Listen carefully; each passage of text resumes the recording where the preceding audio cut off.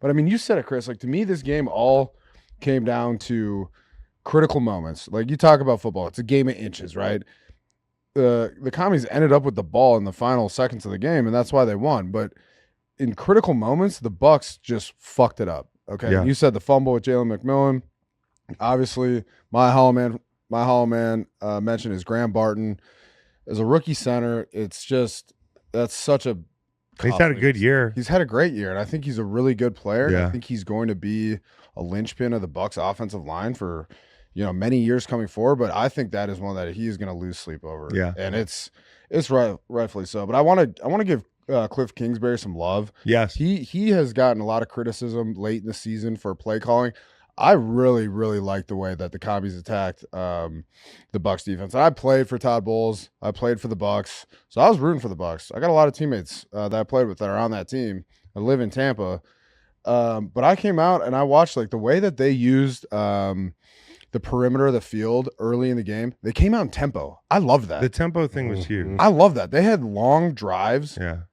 That were tempo. To have a rookie quarterback run tempo that effectively is really impressive to me. So like shit that they did that I liked.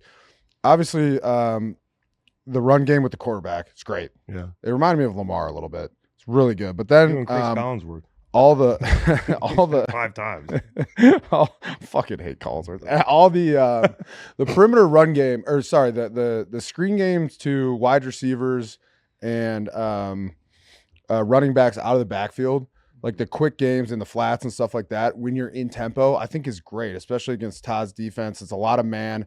That defense, I promise you, I know this for a fact. I got paid to do it. Super committed to stopping the run. Yeah. They load up the box, play a lot of man, a lot of exotic blitzes. So it's a great way to get the ball in the perimeter in a run, even though it's a pass.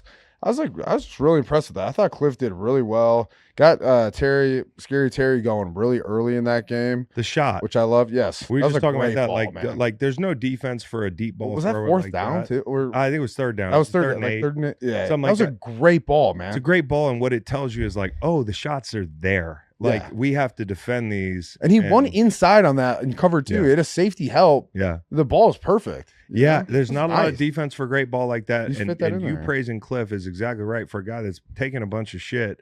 I thought the offensive line coach, whoever's coaching offensive line for the Commanders, did a great job in blitz pickup. And then also they just had a good plan. And you mentioned some of the ways they got the ball in the perimeter, the RPOs, the tempo. When Cleveland's, or not Cleveland, what the fuck is Cleveland doing in this breakdown? When fucking Tampa is mugging up, and it's a bunch of guys on the line of scrimmage, and they talked about this in the broadcast. It's a lot harder to bail out and find your zone, and you got a spy guy on the quarterback. It lightens up the numbers outside. Bobby Johnson, the O-line coach for the Cowboys. OG Bobby Johnson. Bobby Johnson. So shout out to them, and I don't know where the Commanders are going. It's going to be hard for them to go to Detroit and make noise. I'll be shocked, right? Totals like 55. Yeah, I would love it though. It'd be incredible. It'd be incredible if they can score on Detroit and keep this thing close. It'd be a great game. I think they should be able to score. They would love that, right? Jayden Daniels uses his legs. Yeah, he could rush for over 100. I don't know. I'm trying to think of the ways they could give him trouble. What's going on with was it Terry Arnold? He had an injury last week, and they like to man people up. It's hard to man up against Jayden Daniels. I mean, because he can hurt you late in the down that way. Yeah.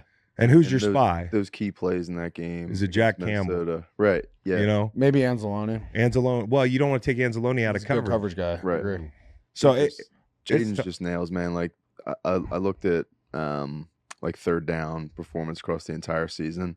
This is QBs with at least 100 dropbacks. Only 5 had a passer rating above 100. Goff, Lamar, Burrow, Mahomes, and Jayden. You have a QB playing like that. If you've been doubting this guy, you got to come around. Right. You just come to the light. It's okay. Even if you're wearing a green hat like me, just come towards the light.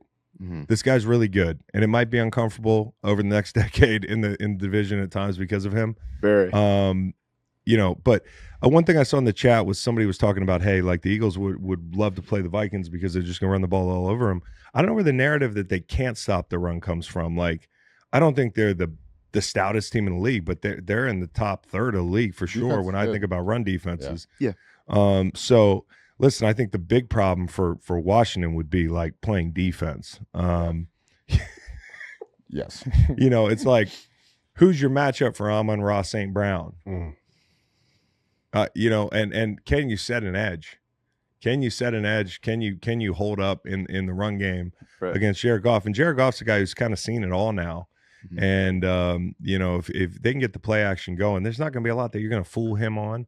It's not going to be a lot that you're going to fool Ben Johnson on. But luckily, you do have Dan Quinn as your head coach, and Dan Quinn has he's got some playoff mileage on him. Yeah. And so, you know, playoffs are different. You never know. But yeah, congrats to the Commanders and to Commanders fans. I mean, like, listen, I know Eagles fans don't want to hear this, and there's a lot of them, but I got a lot of friends who are long-suffering Commanders fans, and they feel like they have hope. You know, they do have hope, and it's the power of good ownership and nailing a quarterback. I mean, all of a sudden, you've got this owner who seems to be on the right track with everything they're doing. They bring in free agents this year, and Magic Johnson, offense and defense that really fit. Right, everything's very intentional. And we looked at a lot of guys going to Washington before they drafted Jayden Daniels. And you're like, hey, that vet's getting paid, but that vet's not going to win. So a guy like Frankie Louvu's got to feel amazing about being in Washington, having a career year. And, you know, Bobby Wagner reuniting with Dan Quinn, Zach Ertz, a whole bunch of guys. They're going to need more out of the run game, though, next week, no matter what. And I think they're going to need Eckler to step up big.